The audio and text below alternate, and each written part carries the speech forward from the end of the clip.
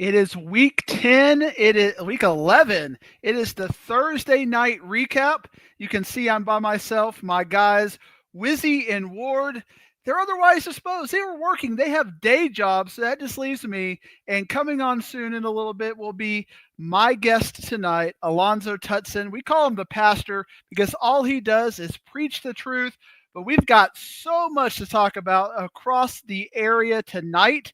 And man, what a night of upsets, of surprises, and everything you could ask for in a week 11 setting. And we will go through all of it tonight as we go through the Thursday night recap.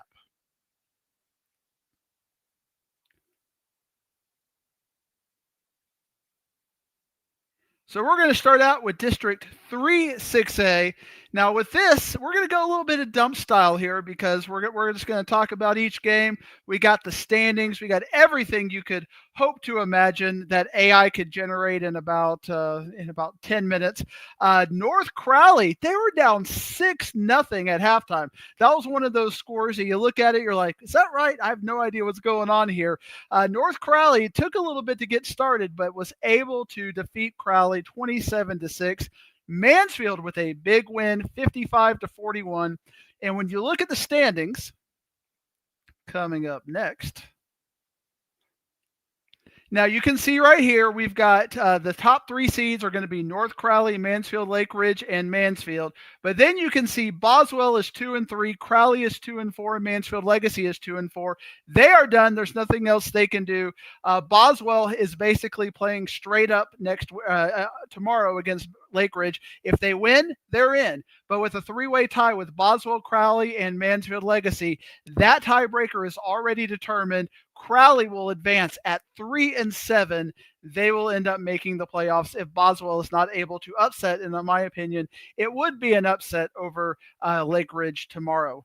In 4-6A, we had two pretty important games. We had Euless Trinity with a big dominating win over LD Bell, 31-3, and Timber Creek. It might be a meaningless game for them, but it was meaningful. It might be a meaningless game to the district, but it was meaningful for them. A 19-7 win over Justin Northwest.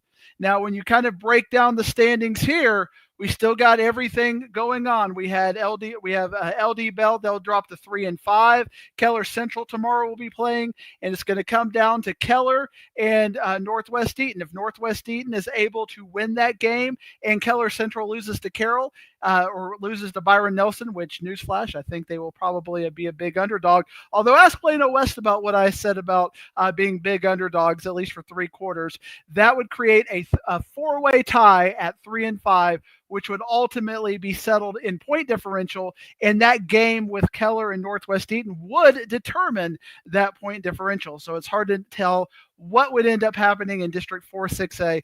But if Keller Central is able to do the unimaginable and defeat Byron Nelson, they would end up in the playoffs, and they would actually flip Byron Nelson from D1 to D2, which I don't know if Byron Nelson would prefer that right now. It just kind of depends on their perspective with all of that. But right now, it's going to come down to that Northwest Eaton and Keller game next week. District 5 6A. We pretty much had all of these games tonight. We had Coppell against Marcus. That game was a little bit closer for a half. Coppell was up 30. It was like 21-13, but Coppell in the second half dominates and goes with a 38-13 win. We've been talking about this Louisville and Little Elm game for a while. We've been talking about Little Elm, how they keep just sticking in these games. Another one-score loss to a playoff team. Little Elm may be the best 0-10 team in the area. Geyer dominant over Denton Braswell, and Hebron takes care of business against Flower Mound, 38-7. Then when we look at the standings, You can see Geyer is number 1, 7-0. Coppell second place, 6-1. Louisville end up third place, 5-2. Hebron gets that fourth place spot. They are 4-3. They are in. These 4 teams are in the playoffs. You're going to have Coppell and Louisville be your D1 seeds. Coppell will be the first seed.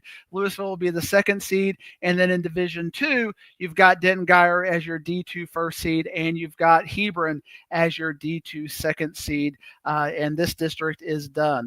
In 6-6A, oh, man. What a season for Plano East. Just a tough luck here and there. Everywhere they fall to Allen tonight, 45-6. And I got to give it to Princeton. I picked McKinney Boyd in an upset, but Princeton showed a lot of heart. And in the fourth quarter, they won that game 28-24. You're going to see at the bottom of this screen, and you're going to go, oh, Prosper blew out Plano West. Well, nothing to be unexpected there. Well, that was a game that was 28-27 in the fourth quarter. And Plano West was winning that game in the fourth quarter. But Prosper with 35 fourth quarter points to blow out Plano West. And they had a pick 6 in that, and they just kind of poured it on at the end. Prosper takes care of business 62-28. And now Plano West will be scoreboard watching tomorrow night. Because when you look at it, you've got Allen as your D1 1 seed, and they're going to be taking on Louisville in the first round of the playoffs. That is an incredible first round game. Prosper is going to be your D2 first seed. They're sitting at 7-1. Plano will be your D1 second seed. Most likely, Plano West still has one more opportunity because right now we've got Prosper Rock Hill taking on McKinney tomorrow night. If Rock Hill wins that game, they will win that tiebreaker and advance to because they beat Plano West by 18 and they only lost to Princeton by 7. So Plano West is basically hope among hope for Rock Hill to lose that game, because if Plano West wins and Princeton wins, Plano West beat Princeton 2 weeks ago, and by proxy of that, they will end up in the playoffs. And I just heard a beep, and that means I think we have Alonzo coming on. Is that Alonzo? Yes, I have sir. you, Pastor? Hold on a second. Wow. I'm having some technical. Well, that's okay, because we're just talking about my district, and we haven't got to your district quite yet, in all of your knowledgeable side. But right now, we're talking about Plano West is basically hoping for your alma mater, the McKinney High, to pull off an upset. If McKinney can beat Prosper Rock Hill, then Plano West will end up in the playoffs, and that would send Plano into the D2 bracket. But if Rock Hill beats McKinney, then Rock Hill will end up as your D2 second seed, and Plano will end up in D1, and they will take on Coppell to start out the playoffs in next week. I honestly do not see the McKinney High beating Rock Hill this year. I think McKinney ISD will be over in the playoffs. So I don't see that happening. I know you're more detailed with your computer rankings than I am, but I just don't see it. I don't see it happening. So, well, we got you here, and we got the keys off. There are no adults around. It's just me and you, Alonzo. Do you have any opinion? McKinney has taken a precipitous ISD as a whole in football. You had McKinney North had a chance to make the playoffs tonight, and as we're going to talk about, they fell to Frisco with a kind of a late collapse. McKinney are not making the playoffs, ending up 8th and 9th place in District 6-6A. What is wrong with McKinney ISD? As politically correct as you can do it. We don't need to make the guys with the keys mad when they come back and see we burn down the building without them. Yes, because you still have access to MISD Stadium. Well, I do not. So this comes down to a culture change. There was a change in heads at McKinney High some years ago. McKinney North has been on the decline, not as far as athletes. The athletes are still there. Of course, we had a couple with McKinney High transfer out. The starting quarterback for Allen was at McKinney last year. So you had several students that, as we call it on another show on the Dub, J Mac out. But yeah, this comes down to the AD and some of the administrative decisions when it comes to what direction McKinney ISD is headed when it comes to athletics. Well, I mean, whatever is happening, the proof is in the pudding. There will be no playoff teams at McKinney ISD. But in District 7 6A, Alonzo, how about those Richardson Eagles? They win district. They 42-7 over Irving MacArthur. Lake Highlands with the big 49-0 win. Were you surprised to see Richardson not only make the playoffs but win this district? I was not surprised to see them make the playoffs. I was surprised that they beat Lake Highlands last week. I knew defensively they were going to come on strong. They have an outstanding D lineman that he'll be playing at on the highest level on Saturdays next year. And they suffered a few injuries defensively, so I didn't see them bouncing back like they would, and actually taking that number one spot in that district in 7 6A. They started out kind of sluggish, but they had a lot of youngsters on the team. They do have a lot of underclassmen that are playing. But man, Richardson, shout out to you. That's as far as winning district, that's a shocker for me. I did not see them upsetting Lake Highlands. Yeah, you can see the standings right here. They are tied, but Richardson beat Lake Highlands straight up, so they get that first spot. Lake Highlands ends up with the second spot. Tomorrow, a very big game with Richardson Berkner and Richardson Pierce. If Pierce is able to win that game, Pierce will end up in the playoffs, and very much like a district that we're going to talk about. A lot of people didn't think that was possible with Seguin beating Summit, but Seguin did that. So can Pierce turn this district on its head with one more upset win to get into the playoffs? Oh, and that's the deal. When you're in a district game, all bets are off. All that goes out the window. And yeah, I will definitely be watching to see if they can pull that off and turn that district literally upside down.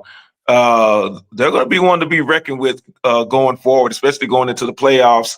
Because once you make the playoff, you make the tournament. Hey, you never know. But yeah, I do see Pierce. They do have a chance to get in there. I really do. I think they will. They're 4-5, 3-3, but hey, all you need is that fifth win, and you are in the playoffs. And like you said, by district against 8-6A is not the biggest, a hard win. I mean, you look at these games tonight. Arlington Martin left no doubt against Arlington. Well, no doubt in the fact that they won by one, but Arlington no longer has to worry about tiebreakers or this and that going their way because Arlington Martin with a big win. But the game everybody is talking about is the game right below that. Arlington Bowie 24-21 over South Grand Prairie.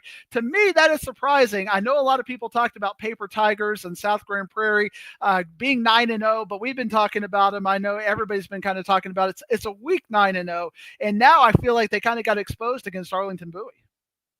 Yeah, I did. I expected this to be a higher scoring game. I thought it was going to be about 80 points total. And the Bowie defense finally showed up. I have been calling them out, for at least the last 6 weeks about where's the Bowie defense. They were winning games, kind of just outscoring everyone and not really playing defense. So shout out to the Bowie defense. They figured it out.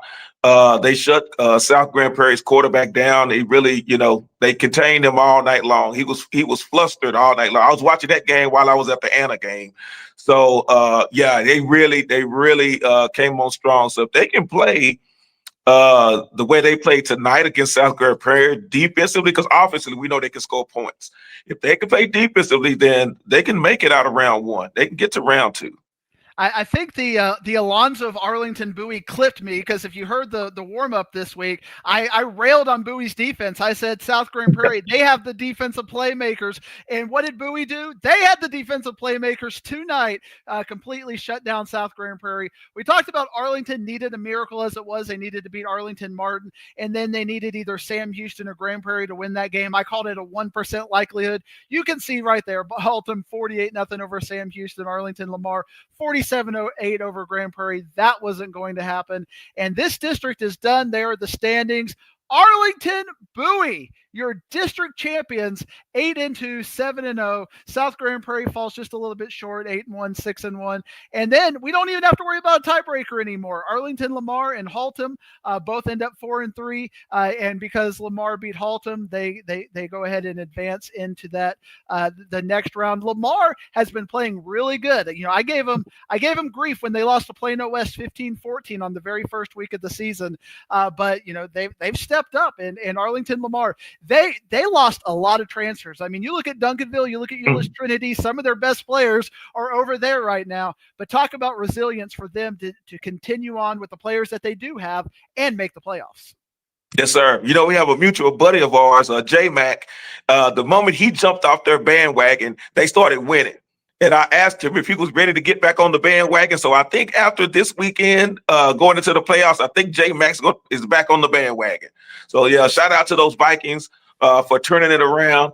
Because we thought, I know you did as well. I thought very highly of them during the preseason, and then they just kind of, I don't know, they fell flat, and now they're playing the way I thought the Vikings would play all season long. So kudos to Arlington Lamar. Glad that you're able to turn it around, and glad that you're in the tournament. 9-6A, 2 games, and I'm going to be at one of these games tomorrow. Now I'm going to go to Wiley versus Wiley East. Wiley needed to have any sort of chance. They needed South Garland to upset Naaman Forest, 53-0 Naaman Forest over South Garland. So that basically means Wiley's only chance is to beat Wiley East. Do you think that Wiley has any chance to beat Wiley East tomorrow? Zero chance. It is not happening. The pastor has spoken. Pastor Tutson has buried him. He's like, that's it. They're done. They're done. Wiley East, Dub East will be 10-0. They will be perfect going into week 1. I know they're going to go up against a tough district in the by-district round, but Wiley East will beat Wiley, and it will be at least by 2 touchdowns. Mark it. Okay. The way Wiley East has been playing, they were down. Remember this game, it's in my head. They were down 14-0 against Rowlett with 3 minutes left in the game. They're able to score 16 points, and Rowlett has come out of nowhere. It feels like they beat Saxe 42-33, and Rowlett has got to be one of the most improved teams of the year. And you kind of look at the standings right now. Wiley is sitting in that 4th spot, but they do not win any of the tiebreakers. So their last chance is to beat Wiley East. And if they beat Wiley East, they actually already beat Saxe straight up earlier this year. So Wiley would jump all the way to 3rd and end up the D1 first seed. But if they lose the game, they're done. It's basketball season in Wiley.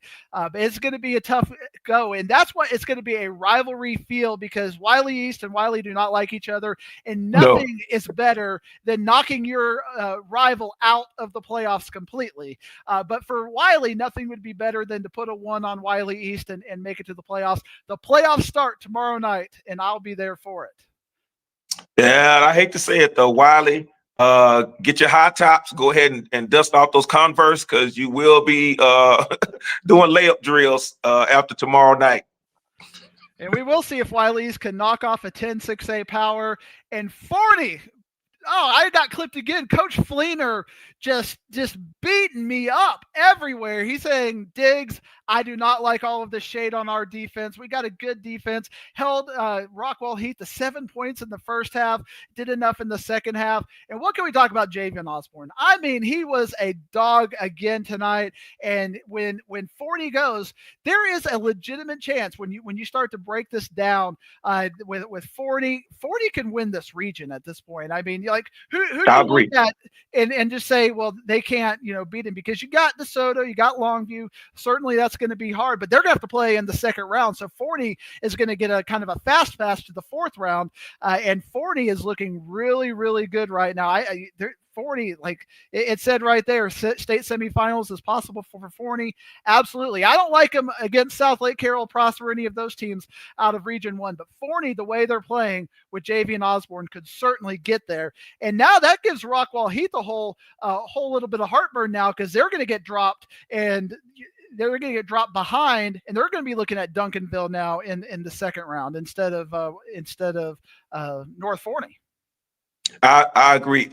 Forney is actually with Osborne, aka the Green Goblin, being back. This is where they were last year before he got injured. And I knew once he came back and he was at 100% that he has any chance, any moment to take it to the house.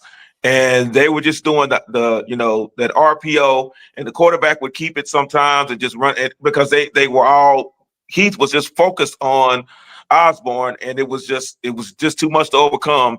So, and shout out to that Forney defense again, because Heath can put up 60 any given night, and so to hold him to 28 points, that was a mighty task. So Forney is one of those teams that they scare me. As far as the other teams, you should take heed, because this Forney team reminds me of the Longview team, what they looked like, a couple of years ago with their running game, their style to play, their defensive style. They remind me of Longview a lot a couple of years ago. Yeah. And for one day, you can look at the standings. Forney is in first place, a half a game over North Forney. North Forney beat Forney, so they would win that tiebreaker. But if Rockwall pulled an upset on North Forney, Forney would win district championship by themselves. But North Forney, and that would actually then reflip the Rockwall Heath and North Forney, because that would put them tied again, and then Rockwall Heath would win that tiebreaker by that 56-55 win. But if North Forney can beat Rockwall, then North Forney would be your first seed. Rockwall Heath would be your second seed. The second seed there has got to play Duncanville in the second round of the playoffs. So you want to avoid that. And Rockwall Heath, I think they could have just had an early exit. I could have seen Rockwall Heath going 4 rounds if they could have avoided Duncanville in the first round. But still, I mean, you still got Waxahachie, you still got Duncanville.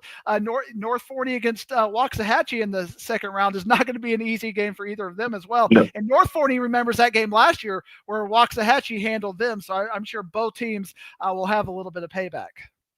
Oh, most definitely. I know Coach Schaefer's. I know coaches always say one game at a time, 1 week at a time, but I can guarantee that Coach Schaefer's had that on his bulletin board in his office, that he has targeted that game against Waxahachie, that revenge match. That's going to be the game to see. That one right there, I'm looking forward to in the next, coming through the playoffs. But I really, oh man, I don't even want to talk about making a decision when that comes around, because that's going to be a good one. That, to me, that's going to be the best game of the playoffs in the early rounds. Yeah.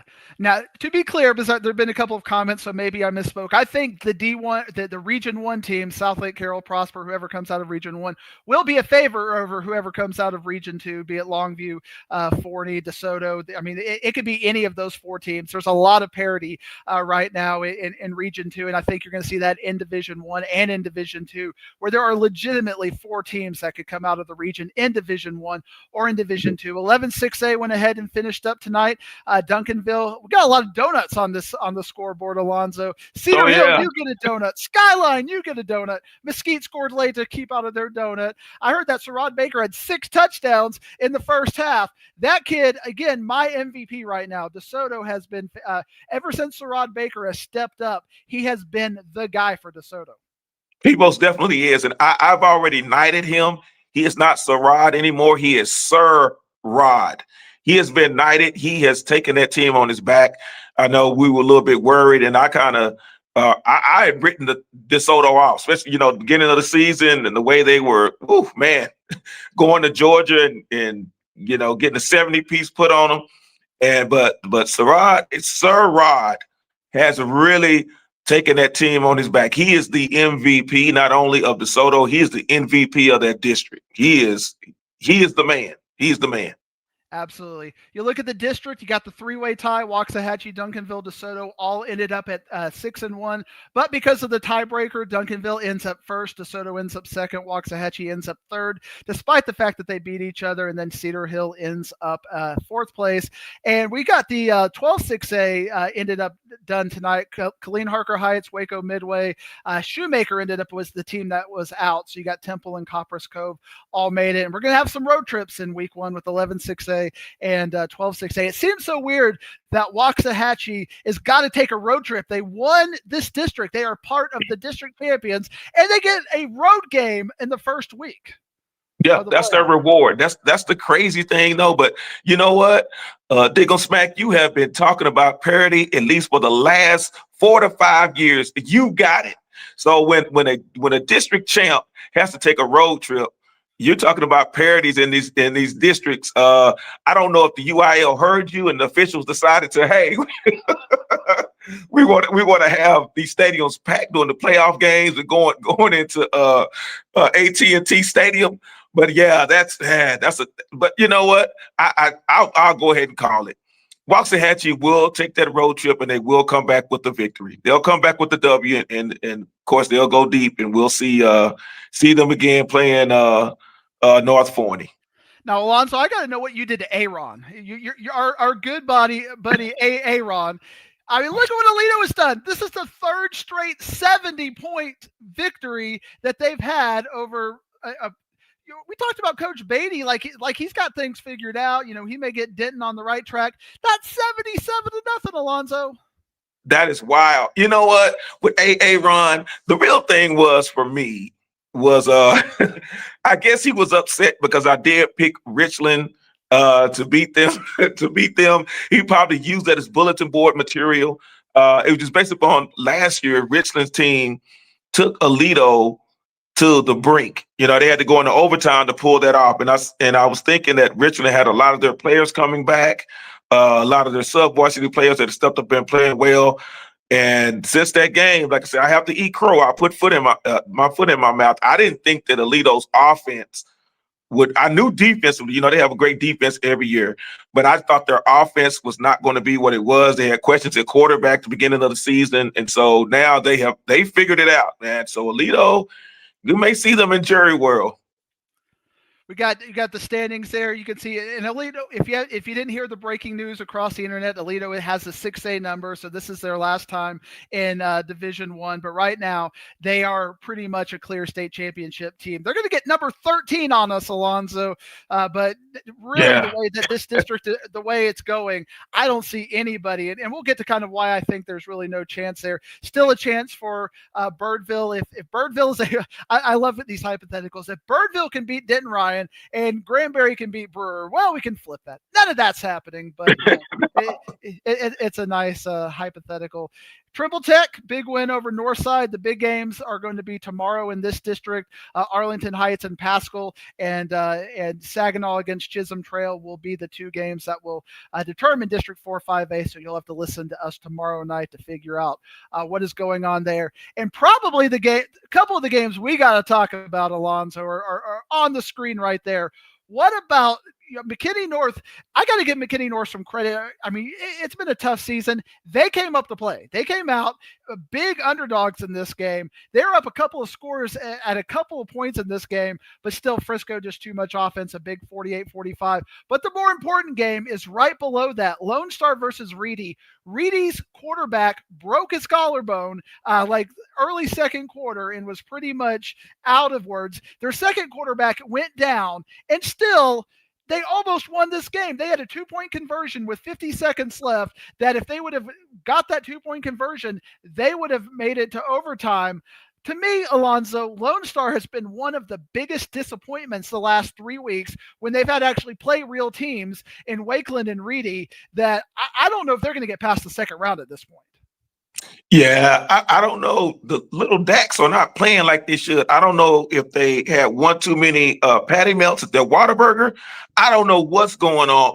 But you know what though? Diggle Smack. The thing about it is, in this district, and with the schools being in such close proximity and these players knowing each other, and you know it's a great rival game. So you know that when you have Lone Star, Wakeland, when you have Lone Star, Reedy, when you have Reedy, Wakeland, those games, it always comes down to the wire. I have not seen, just a blowout from one team. It's a crazy play here or a crazy play there. Just like, tonight with 50 seconds left, they had to go for 2. They fell short, and Lone Star came away with the victory. Lone Star, this is my plea to you, because I have picked you to be at AT&T. Listen to me and listen to me well. Listen to Pastor, listen to him well. When he tells you, please, if I have to go in the line and get you patty melts for the whole team, let's get it together. because Digglesmack is saying right now he is off the Lone Star wagon. I am still on it. I believe you. Like I said, once you get in the tournament, anything goes. Come on, Lone Star. I know you were focused and they don't want to talk about it, but they have a certain team, those Aarons, they have it circled that they want to see in the playoffs. And they are you are standing between them and number 13. So come on, Lone Star, get it together before this is it. You're going into week 12, playoff, first round of playoffs. Come on. Let's get some defense going. Let's get some offensive stuff. Let's see some 30 to 14, 30 to 17 games in the playoffs. You know what I'm going to do, Alonzo? I'm going to make my bosses mad. Sorry, Ward. Sorry, Kenny. We're going to keep going. I don't care that the 30-minute mark is talked. We got things to talk about, so we're going to keep going. So we're going to give you a little bit of overtime for the Thursday night recap. But I hear you when it comes to that. And we got Solomon over here talking about how district rivals are different things. How much of that fact do you think that it's Wakeland and Reedy pushing them and not Highland Park and Midlothian and some of the other teams pushing them? Because I just think back to Midlothian should have won that game against Lone Star last year, and then they did beat Argyle. Argyle was a real team, but you know what? I feel like at the end of the day, they have not shown me when it matters the last 3 weeks. I'm very unimpressed with what Lone Star is doing. Yeah, and I you know what? Honestly, and I hate to say this, and it's hard to coaches won't admit it. And the athletes won't admit it, but I think they were so focused on getting into the tournament and then how deep they're going into the tournament that they did not. I'm not saying that they weren't focused. I don't want to say that, but I don't think that they put forth as much effort as I would like to see on both ends of the ball, especially defensively, to focus on, hey, we have to get to that point. I think they're really focused on, hey, it was so close last year. We could taste it. We're going to go back again. But every year is a new year. And so hopefully this 2-point win is a wake-up call. To me, this is hogwash, Kenny. Reedy knows how to play Lone Star. You don't think everybody else is going to watch this tape and figure out how to play Lone Star? Is it Midlothian that knows how to play Lone Star? Is it Highland Park? Who knows? Is the Lone Star code cracked? I am very underwhelmed at Rayburn giving that as an excuse that, well, Reedy knows how to figure this stuff out. Okay, that's great. I think everybody else has got some really good coaching staffs in Division I as well. So I'm a little bit nervous about the fact that if Reedy can crack the code, what are you going to do when Buck Randall comes to town? What are you going to do with that triple option if you get Midlothian? I mean, you got to step up and give us some style points. And we talk about Aaron. I mean, Alito has given us style points on style points on style points. And what is Lone Star giving us? They're giving us heartburn right now. 2-point wins, three score wins against bad Wakeland teams that ended up 9-1. I need to see something that makes me think that Lone Star is going to have a chance to beat Alito in the state semifinals if they can even get there. And nothing in the last 4 to 5 weeks says Lone Star has a chance to beat Alito in the state semifinals. That's a blowout, kind of like Forney and Alito was a couple years ago. That looks like a 45-7 game waiting to happen if Lone Star doesn't get out of this funk.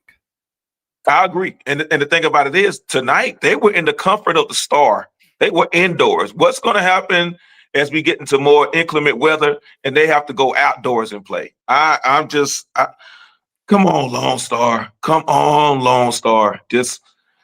I know. Like I say, they're still having a hangover from last year when they should have done it. But come on, Lone Star. You got to show us something because those little AA Rons up there, the people under the stairs, when you're hanging a 77 piece and you just get all those donuts on that end, Alito, yeah. Alito's looking. I hate to say that because I just saw Ron in the chat. I hate to say that, but oh man, Alito 1-3. Oh man. Look at the standings. Lone Star ended up first. Wakeland is second, and that was actually big because whoever is second avoids Highland Park in the second round. Whoever's third would get Highland Park in the second round, so that's going to be Reedy. Reedy without their quarterback, probably not going to be back for the Highland Park game. So I think Reedy is going to have a hard time against Highland Park in the second round. And Frisco, they'll be taking on West Mesquite in the first round. I don't think that's a very favorable matchup for Frisco. No, definitely not. And especially the way McKinney North fought Frisco and West Mesquite is rolling. Since the loss in week 1 to Princeton, West Mesquite has been on fire. So yeah, I think 2 of those teams out of that district will be done after week 1 in the playoffs. So you're saying there's a chance, R.L. Turner? Nope. Out of here, R.L. No. Turner. You do not get to sit at the big guys table you're not, it was a nice story. I love the math, well, if we can do this, we can do this. North Mesquite was not going to lose this game, and they won by 5 touchdowns. So officially now we got called out by this, but officially we can say the teams in this district now you got West Mesquite number 1, Carrollton Creekview and Newman Smith. They'll determine our 2 and 3 tomorrow, but North Mesquite will end up at number 4. I think I agree, Kenny. I think West Mesquite will take care of Frisco, and I'm glad I got to see West Mesquite, because I would have said 2 or 3 weeks ago I thought Frisco would be a favorite over West Mesquite. But now that I've seen West Mesquite in person, like you always tell me, Alonzo, I got to go see it with my eyes. I just can't read the box scores. Well, that was a situation where once I saw it with my eyes, they're physical in the lines. They're a tough team. They're well coached. Coach Jackson, he's got a connection with them. There's a culture over there, and I think West Mesquite will be a big favorite over Frisco in the first. I agree. They have the ugliest jeans ever made as a mascot, the Wranglers. And R.L. Turner, you will always have Mr. Rip Van Winkle, a.k.a. Vanilla Ice.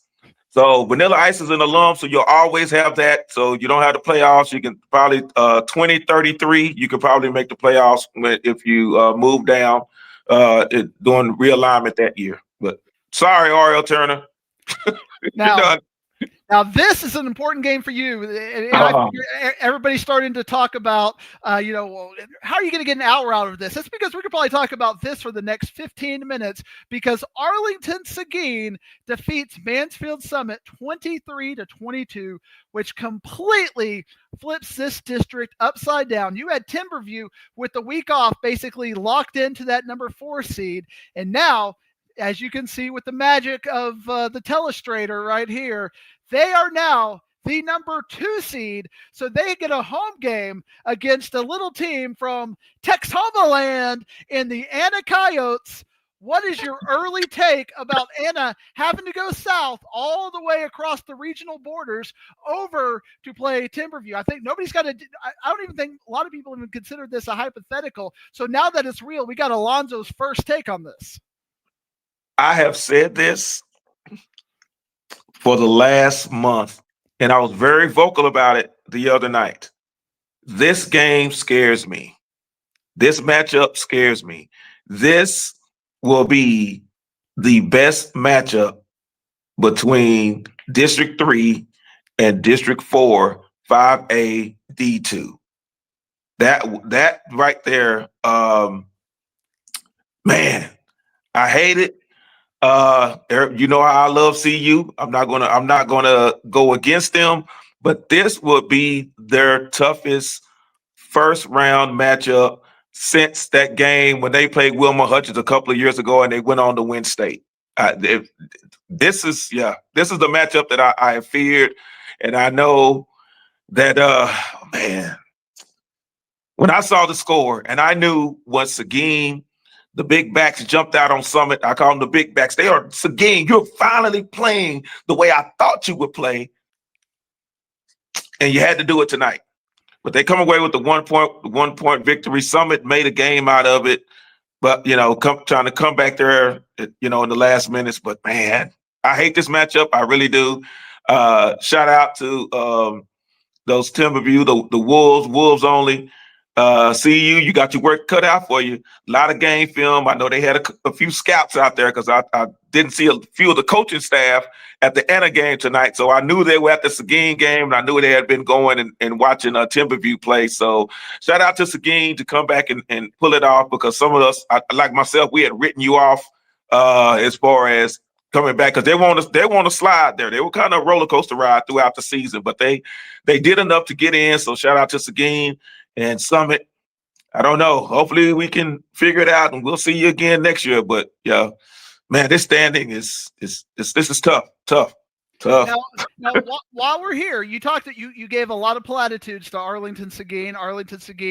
With a big win, and my guy Chevy Andrews, he's a player. He's kind of got that Zayandre feel that if he's on the field, you always got a chance because he is that good of a player. Now they're going to be taking on a Walnut Grove team that in the first round of the playoffs. Do they have any chance to upset Walnut Grove? Do you think? I honestly think they do. No offense to Walnut Grove. Hackney is phenomenal. Cam Newton is, I don't only see him just playing on Saturdays. I see him potentially playing on Sundays. Cam Newton is just that great of an athlete. But man, it's Seguin, they have a chance. They really do. Because Walnut Grove is one of those teams that their offense is so potent, we don't pay attention to the holes in the defense. So if Seguin can stay on the field and keep the ball out of Cam Newton and Hackney's hands, they got a chance. They really do. 4-5A, only one game tonight. It's your game that you were at 79-14, and you were so entertained by this game. You were watching other games here. What did Anna do what was kind of their mindset going into this game? Because this is some style points. We talked about Aledo style points, and this is some style. Not that Frisco Liberty is great, but Frisco Liberty is on the higher end of these Frisco teams. So to beat them by 65 still says something for Anna in a meaningless game. It does, and it was the most points scored this season. And shout out to Coach Parr. He is now the winningest coach in Anna Coyote history. So shout out to Coach Parr. The score does not reflect what it was at the beginning because Liberty came out and they were really getting hard, and Anna just had a little bit too much firepower. Zayandre, and I hope that makes the play of the week over there on the other side of Dave Campbell's. When he did a touchdown run, it was about a 73-yard touchdown run, and he was acrobatic. I mean, he literally did a pirouette in the air when he ran into the end zone. So, and shout out to Master Ace, number 7. He is the cog that gets the machine going. He had a great night. And so for real, my man, he finally, he's been showing up, but the running back to all the receivers, the defense really started to clamp down. So shout out to them. They came out and did what they were supposed to do. They took care of business, a nice tune-up, getting ready for week 1 of the playoffs. And I think that's also when we kind of look at these 3-5A versus 4-5A matchups. Colleyville Heritage likely to play Melissa now. That's a bad matchup for Colleyville Heritage. I think Melissa's going to be a big favorite. And then Lovejoy Argyle. Does Lovejoy, you talked about Dodge year 2. It's been one of your things, and I've been disappointed by Lovejoy. Do they even have a puncher's chance against Argyle, do you think? No. You know what? Coach Dodge will have to really dig into his magic bag of tricks going back to the late 80s when he started out as the Rockwall Yellow Jackets OC, and then he came over to D. McKinney High and was our offense. He's really going to have to pull out some double reverses, some halfback passes. He's really going because Lovejoy defensively, they will not have the manpower to stop Argyle. They won't, because Argyle have the similar style as Melissa. So I don't see it. Like I say, you have two of the best coaches that have ever coached on this level going head to head. And if all things were equal, then I would give Lovejoy a chance. But Lovejoy just, defensively, they got it, and offensively, they have an outstanding quarterback. And have above average running back. And I just don't see it. I don't see it. I see Lovejoy being one and done. And I'm surprised, myself saying that this year based upon Coach Dodge year 2, but he just didn't have the manpower this year on the defensive side of the ball.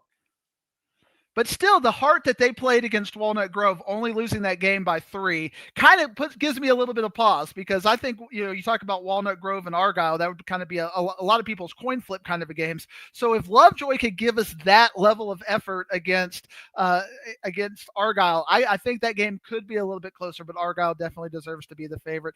South Oak Cliff, our guy Kyle Ward, the death row defense, he decided to set a goal that we're not going to let anybody score in district, and he ended that up today, 48-0 against Thomas Jefferson. At least as of press time, we did not have a score on Adamson versus Seagoville. Seagoville should be a favorite in that game, but still a couple of things that could happen tomorrow. We still got Hillcrest and Woodrow Wilson playing each other for a home game, and then Samuel and Spruce. If Samuel's able to beat Spruce, they should be able to keep that 4th playoff spot. But tonight, we did have some important games in 6-5A Division 2. You've been talking about Terrell for a while. Every time I feel like I can't be more impressed by Terrell, they do this. Again, just 79 on Mesquite Poteet with the triple option offense. Hey, I hope we don't get marked, and I'll try to change it a little bit. But all I can say is this. Shout out to Coach Will. Shout out to Coach Chris Pete Tillman out there off of Highway 34. And all I can say is, baby, you a perfect 10. I want to get in. Can I get down so I can win? Perfect 10. A perfect season. Huh? A perfect season for those Turtle Tigers. I've been telling you all year long. All year long. Shout out. I told you so. I'm gonna rip this myself, and I'm gonna put it on there. I'm gonna put it on replay. It's gonna be on Twitter, X. It's gonna be on Facebook. It's gonna be on Snapchat, Instagram. I told you, perfect 10. Shout out to the coaching staff of those Turtle Tigers. Now, yes, sir. If you look at things historically with South Oak Cliff, the very first game you think about Mansfield Summit a couple of years ago, it's like they got to get back into playoff mode because they've been playing bad teams over the last 7 weeks. Crandall is a team that has a really high-powered offense, but absolutely no defense. Do you think with South Oak Cliff having played 7 games in slow motion, for lack of a better term, that Crandall has any chance to just even keep it competitive against South Oak Cliff? Let me put it this way. Crandall will score. And that's all I'm going to say. They will score. So Coach Kyle Ward, the goose egg streak ends, but of course it's going to be socked by a landslide. But Crandall will score. Because of their offense, they will score. Now, I'm going to break your heart a little bit because I'm going to ask you the tough questions, because while I have you, why not? It looks like it would be, if everybody takes care of business, Terrell versus South Oak Cliff in round 3. Does Terrell have a chance against South Oak Cliff? I've been saying this for the last couple of weeks. Yes, they do. Do you think that South Oak Cliff is worried about Terrell just because of their style of play? They better. Any team that comes in and they're 10-0, and like I say, in Terrell style of play, they better. If they are looking over and looking straight to go AT&T or whoever they're going to play, in the regional round, then they have another thing coming. Terrell is for real. They are not fool's gold. They are for real. You know, you get the gold back in the day, you bite down on it to see if it was real. Terrell is the real deal, Holyfield. Yes, sir. Yeah, be ready. Terrell will be a big favorite in the first round. Midlothian Heritage and Ennis, I think, will take care of business. Crandall will probably have their season end at the arms of South Oak Cliff. Well, let's talk a little bit of small schools. There are just a couple of random scores that have come out over the last couple hours. Madison with a big win over A+ Academy, 48-18. That was a fun district this year with what you would like to call Texhoma land, with Pottsboro and Pilot Point. I consider that just the North DFW area, but shout out to Pottsboro for winning that district, and then Pilot Point second place in the district, and Life Oak Cliff was a tough 5th place in this district. I think they were much better, but once their quarterback went down, it was tough for them. I would love to see them get redistricted with a different group of teams, because I think they would have a really good chance in a different alignment. I do too. And shout out to the coaching staff. You know, they're still playing a lot of youngsters because even last year, Lifeboat Clip, they started a lot of freshmen, so they're sophomores this year. And I really see them to be a force to be reckoned with these next couple of years. And it's hard when you're coming from on the south side of Dallas and you're having to go up into Texas Homeland. That takes its toll, you know. And I know coaches will never use that as an excuse, but when you're having to travel like that, playing in that, it's kind of, you know, as far as geographically, it was not in their favor. That district is not in their favor. So I agree with you. Hopefully, when they do this realignment and redistricting here coming up in the winter, that they consider that, because that was tough on life. It really was. But I'm proud of them. They had a great season. But shout out to Pottsboro, which has ties to the Poles. So shout out to that, like I said, the branch off of Ron and Don Poe, the twins from McKinney High in Sulphur Springs. So it's still tied there, the son of Coach Ron Poe. So shout out to Pottsboro for what you're doing. And hopefully they can go far this year. Hopefully they can, go a little deeper in the playoffs. So shout out Pottsboro. I bet you see a lot of Texoma-land teams here. I see a lot of Northern DFW teams. Blue Ridge with the big win over Howe, Callisburg 42-8 over SNS Consolidated. Gunner, I still think Gunner is going to have a really hard road to make the state championship because Wall over there in West Texas, I think, is going to put up the wall against them. But Gunner is doing what they needed to do so far. Yeah, Gunner is not the Gunner of old. Although, like I said, they played Leonard and the score said, "What are you talking about? Diggs and Passer? What are you guys talking about? They won 44-0, but they have done, like I said, the eye test. They are not the Gunner of old. But yeah, Wall out there, Wall, like I said, really, they'll really the stone Wall. That's going to be a tough test. If they can, get over that hump, then they'll be okay. But yeah, but Gunner." They'll have to work a little harder to get there. If they're going to go back to state, they're going to have to work a little harder this year. Some 4A scores, Lake Worth with a big win to beat Ranchview and advance to the playoffs. Ranchview had a chance just to win it in, but Lake Worth created a three-way tiebreaker. I haven't looked at the three-way tiebreaker to see who ended up advancing out of that yet, but at least Lake Worth gave themselves a chance. And then Salina, a no-doubter against Lake Dallas. We know the four teams in District 7 4A with Salina, Sulphur Springs, Panther Creek. Those teams playing tomorrow for second place, and then Paris in the fourth round. And the game I couldn't find a score on that I'll go refresh. I'll let you talk and I'll refresh. But last time I heard, Carter and Lincoln, that's for the district championship. It was 28-28 going into overtime, but I didn't get a final on that yet. So are you surprised about Carter and Lincoln being that competitive going into overtime tonight? No, I didn't. I did not. I knew Lincoln was going to come out fighting. They were a little bitter when they lost their game to Kimball. And I actually saw this being a three-way tie for first place in that district because, Lincoln started out strong. They were undefeated there for a while and ran into a good Kimball team. And Carter just, like I said, the running game of Carter, well, on both sides, that Kimball Carter game was a great game. The lightning delays and everything, the way they came out and did that. But I knew Lincoln was going to come out and fight. They had been circling this game on their calendar, last game of the regular season for the district championship. So, yeah, I'm interested to see who pulled it out because that's the last score I saw. I haven't seen an update yet. So, hopefully. Now I know why they probably had to make a phone call for this because Lincoln won in overtime 40-28. And you might be thinking, well, how does that happen? You have to think that they had some sort of pick six or something in overtime. Like they went first, they scored, and then Carter had the ball and Lincoln was able to get a fumble or interception and return it for a touchdown. You rarely see a 12-point swing in overtime. Given that that's going to be a three-way tie and points matter, that is huge. I mean, what kind of world would you have to get them into overtime and win by two scores and you think to yourself, well, we got this. Well, they get a pick six or a scoop and score to do that. That is crazy.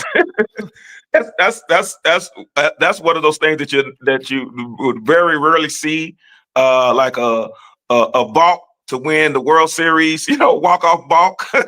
It's an oddity. Yeah, it had to be a scoop and score or pick six for that score. Yeah, say 40-20 in overtime. Yeah, that is a crazy finish. I gotta find out more about that when we turn off. I'm gonna go pull that game up to find out that ending. And I'm getting text messages from a certain Forney head coach who's giving me the business right now, again, because I picked Rockwall Heath to win that game.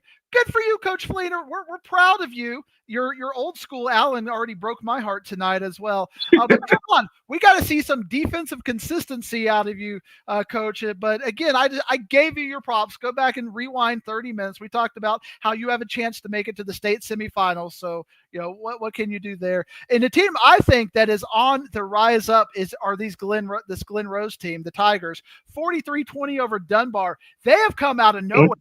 0-5 in non-district, and then just came out of nowhere to just dominate, beat Dunbar 43-20. Hillsboro, Godly, we don't have. Wait, before you go there though, because you mentioned Glen Rose.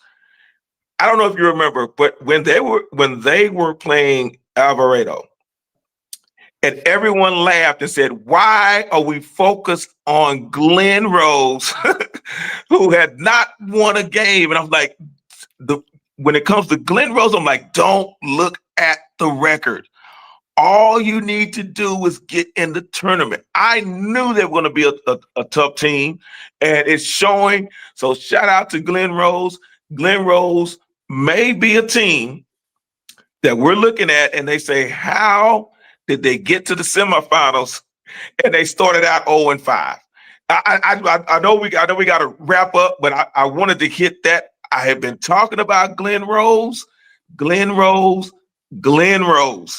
shout out to Glen Rose for not, because they really could have just called it in. They could have thrown in the flag when they were 0-5, and they didn't do that. They said, "Hey, we're gonna get this ball rolling, and we're gonna do this clean sweep through district, and we're gonna make some noise." So shout out to Glen Rose. So I'm sorry about that Diggle Smack, but I just had to give my shout out to Glen Rose. That's not a basketball score below that, by the way. Sanger goes 90 beats. Not 70, not 80. They said Alito and Anna, we'll see your 70 and take you to 91. The Indians of Sanger, 91-56 over Farmersville. Do they know how to play defense in Sanger? That, you know what? And that's the crazy part, because Farmersville, the other fighting farmers, I know we talk about Louisville, but the other fighting farmers in Farmersville, they're a pretty good team. So to allow a team to fall just 9 points short of triple digits, Sanger's dangerous. Shout out another Texhoma team. Shout out to Texhoma. We're showing out tonight. Juan, so we're going to spend a couple of minutes and talk a little bit about what can you give me a verbal definition, draw the line about what is Texhoma land? Because to me, it's a state of mind. It's that retirement function when you want to go up north and get away from the city. It's not a football region. There's just not enough teams to be a football region. It's Northern DFW in football. It's something else in retirement. But in football, Texhoma land is just North DFW.